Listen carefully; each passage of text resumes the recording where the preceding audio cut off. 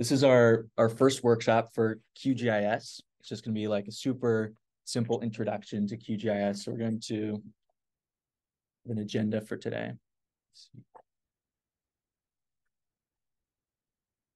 So the first thing we're going to do is we're going to download QGIS. And then what is it? We're going to go over just some super simple, like what is it? What does it do? And then we're going to use a little bit of data that I've sent into the Discord. And with that data, we're going to make 1 to 2 maps, depending on the time. All right. So does anyone not have QGIS downloaded? Is that most people? Okay, that's perfect. Okay, here's some ways to download. If you just go to your favorite browser and you can type in QGIS download, or if you like, you could go to this link. And then maybe just like raise your hand once you're there. Perfect. It should look like this. And then there should be several different options for downloads. So I have a Mac, so I would open that if I were downloading it, and then you just hit that big green button. And then now you can go to your downloads once that's downloaded and open up the QGIS file. So it should pop up something like this once you go to your downloads and you click on it. And then there should be a few windows that pop up, and you can just hit like next, I agree. And then eventually you'll get to an install button. And then you'll install it, and it should download onto your desktop, I believe.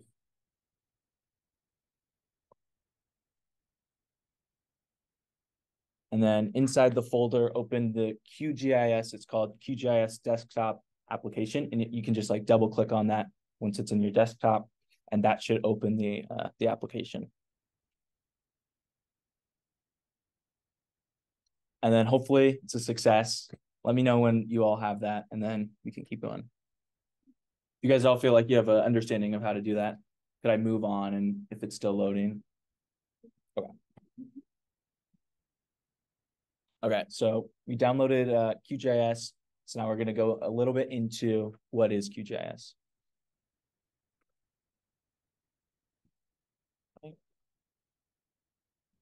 All right, so it's a tool that allows you to visualize data and create a descriptive map. So like here, this is a choropleth map, and you can see that I think it's on for population. The darker the color, the higher the population. So you can take data and then you can visualize it, make it really beautiful. And then you can like visualize it however you'd like. And now it works with 2 types of data. So the first is going to be vector, which is going to be one-dimensional geographical points, lines, and shapes. So if you think about just like an overhead of a map, and you have like Washington, it's like, where's University of Washington? You might have a point on University of Washington. Or you could outline it maybe like this is the shape, or you could have like, I want to go from University of Washington to my house, and you would draw a line. So this data is just going to be points, lines, shapes. So I think that's the most simple.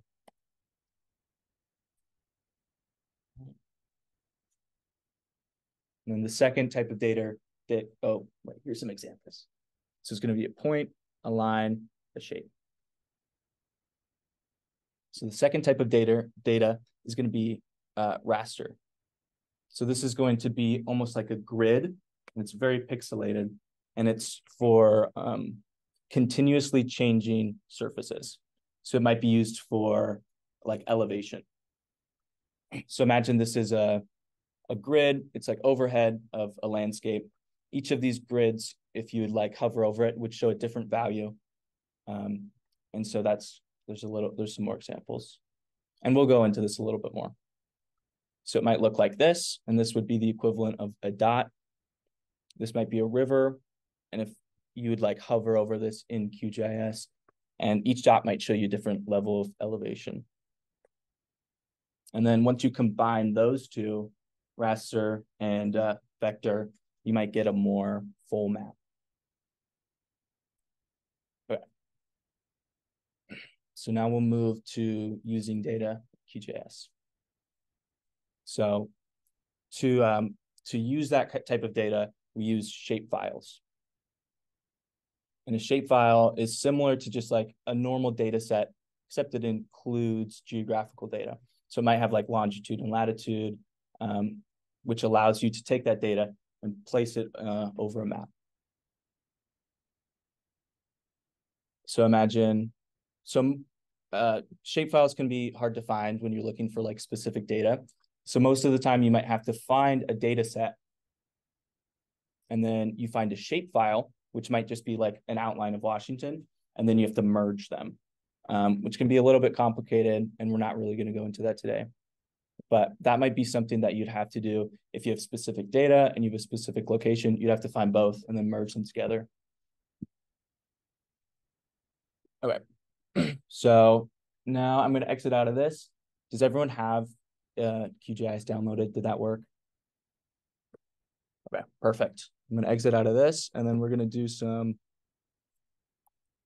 I'm just going to show you.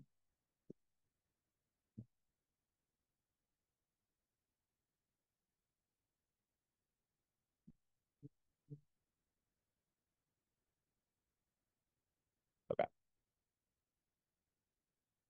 So if you open it up, it might look something like this. And then you can just go up into the corner and you can hit new project. Does everyone also have the data that was put in the Discord? So if you go to the Discord, I sent the data and you can just put that on. For me, it didn't work on my desktop. So I had to put it in like a school folder.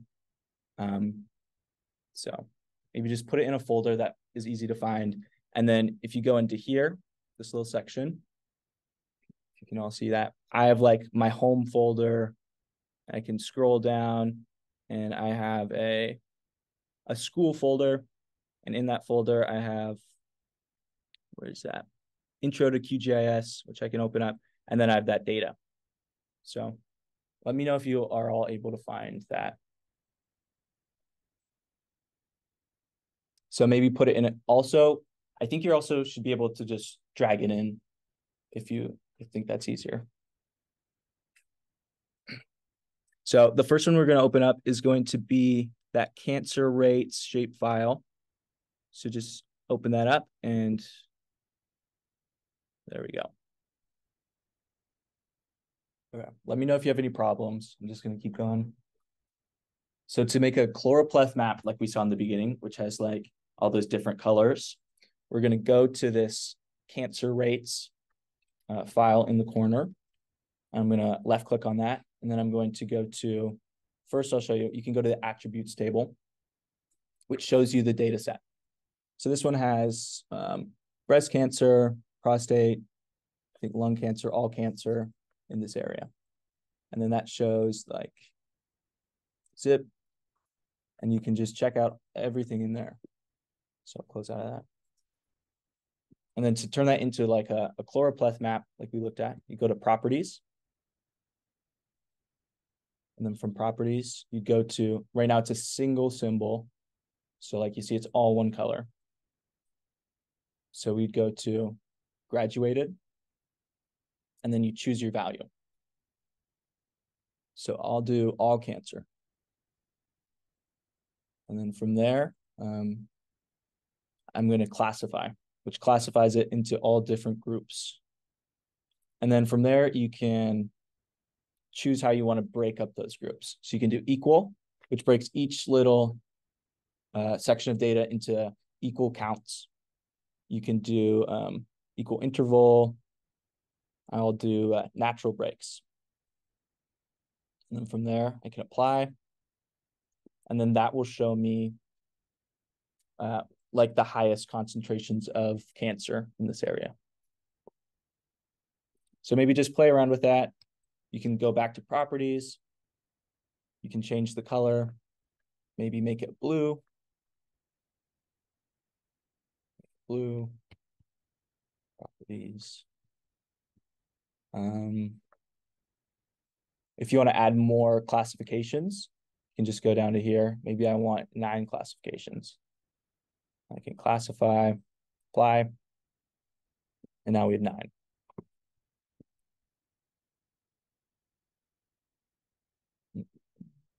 Maybe I want 3, and change this, change the color, and then I think you can make your own color ramps. You can do a lot here. Oh, no.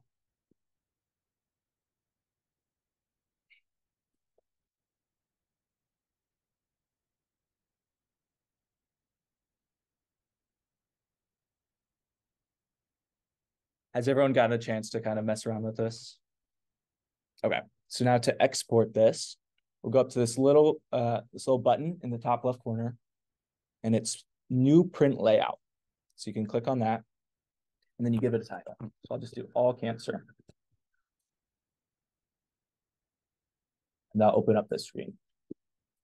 And then from there, you can add a, let's see, where is it? Add map. And that will add the map. You just drag it across, add the map. You can add a legend. So add legend. Add a title.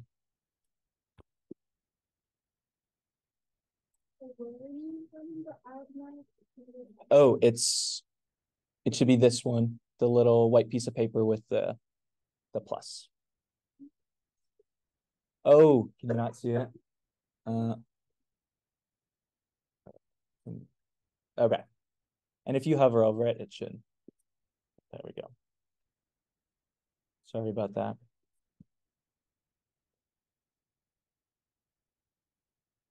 And then this is sometimes tricky. Like if maybe you want to change the title and you keep clicking up here, nothing's changing. You actually have to go down to this file or this little text box down here. And that's where you can do all answer.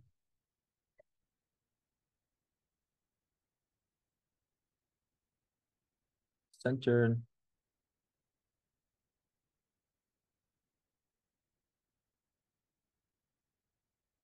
Okay.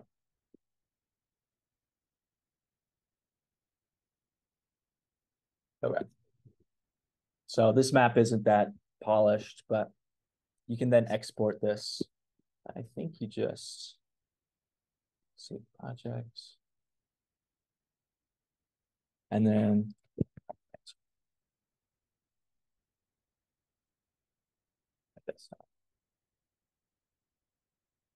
and that would be just a simple way to make a floor map.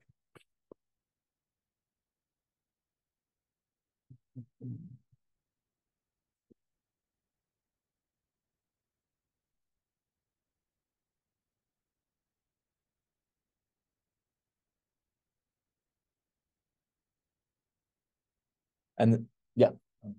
If I just wanted a second smaller map, it's just to focus on the purple region, is there a efficient to do that? Yeah. Let me see. So I would want to go to this map.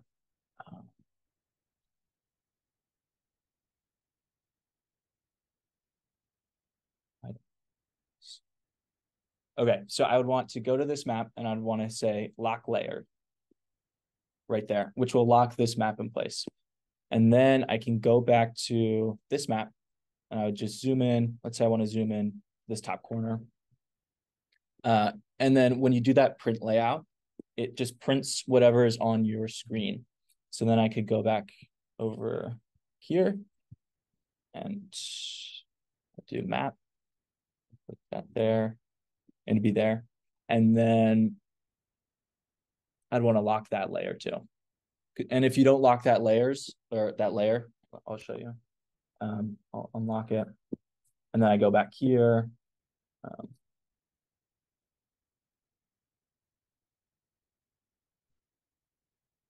I just know sometimes if you don't lock the layer, it will like adjust them to be both the same size, which can be annoying. And then, yeah, you export that.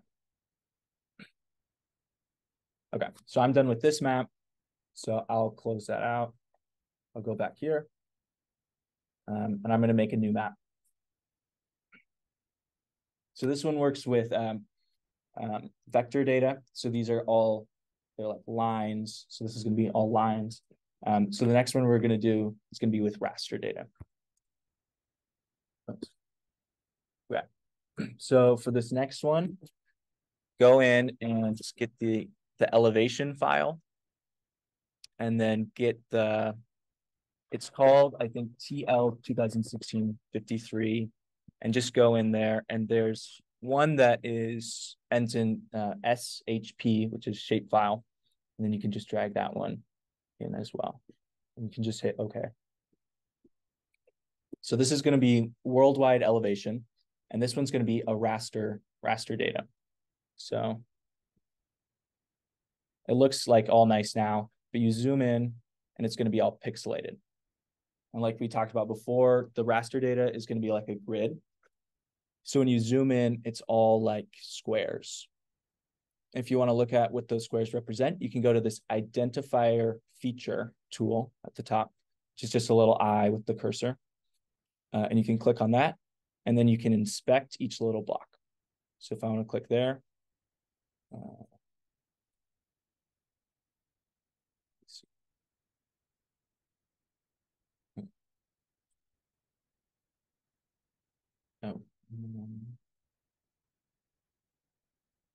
Okay, so I clicked on that elevation, and then you can identify, and then it should show the elevation in that bottom right corner. So the elevation here is 477, I think, feet. And then it gets higher and higher once you get up into the mountains. So it's going to get lower down here. So like 14, 1700, and so on. Okay. And then we have Washington State, which is right here.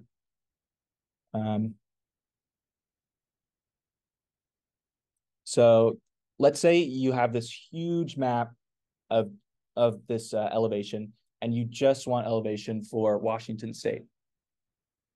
Since the back one, the elevation is a raster data, you're going to go up to the top here, and at the very top, there's a button that says raster. So you're going to click on that, and then you're going to go down to extraction. And then, so you want to extract just the raster data. So then you go to extraction, and then down to mask by layer, or by mask layer. So the mask layer is going to be Washington. So you want to just clip it out just in Washington. So you're going to click that. Your input layer is going to be elevation. And then this is, it's not labeled very well, but this is the Washington. And you're going to scroll down, and you have to make sure that you save this. Right now, I'll just save as a temporary file. You want to save to file. So I'll just do Washington elevation. Okay. And then I hit run in this bottom right corner.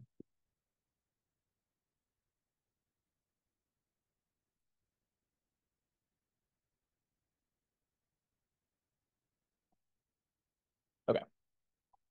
So I'm going to close that out. And then you'll see Washington elevation. The data I just saved will pop up there, and I can unselect the larger elevation. And then we just have the elevation for Washington. And I can get rid of Washington behind it. So now this is just elevation for Washington. So now let's say I'm not totally sure about this, but let's say there's an animal you don't like or something that only lives in 1,000 feet above 1,000 feet of elevation or above. And you want to see, where does this animal live? You could go up to raster, select on this, and you say raster calculator. And then you just hit Washington elevation. What lives?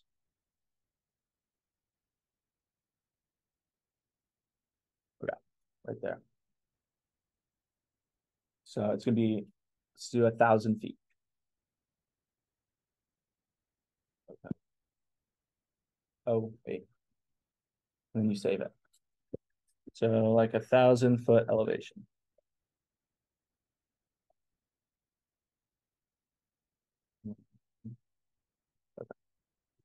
And that just makes a new file, which is going to be 1,000 feet of elevation. All these the black squares are going to be all the places in Washington that are higher than 1,000 feet. So that can be important in some ways. Like I took a class and it was mosquitoes can only live in a certain elevation, and it was in Kenya, and they're trying to determine like the likelihood of getting malaria based on where mosquitoes can live. So they did this like elevation thing. So let's say a mosquito can't live above 1,000 feet of elevation. I'm not sure. These are the areas in Washington where it wouldn't be able to live. And then let's say you don't want this in like a raster form. You can go to raster, conversion, raster to vector. And you'd select the 1,000 feet of elevation. Make sure to save it. So vector 1,000 feet. Save, run. And then you'd have a new file here where it's like a vector, which then allows you to make like so we don't have a graduated like before, but we have two categories, high elevation, low elevation. So we could do categorize, value, and then random colors. Yeah, classify, bam. So now yellow represents those areas in Washington that are above 1,000 feet. This like pinkish color represents elevations below. And then you could do that same thing, export it, make it into a little map. So those are ways to work with vector, ways to work with raster data, and how to turn raster data into vector data. So that's the end of my presentation.